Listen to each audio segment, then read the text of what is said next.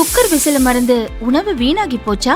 இனி அந்த கவலையே வேண்டாம். வழங்குகிறோம் உலகின் முதல் விசில் கவுண்டர் குக்கர், புதிய அல்ட்ரா குரோனோ.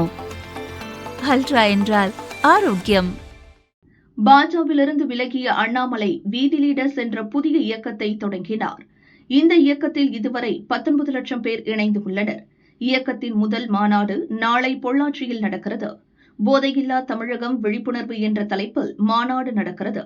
பிரம்மாண்ட மேடை அமைக்கப்பட்டு ஏற்பாடுகள் தீவிரமாக நடந்து வருகின்றன.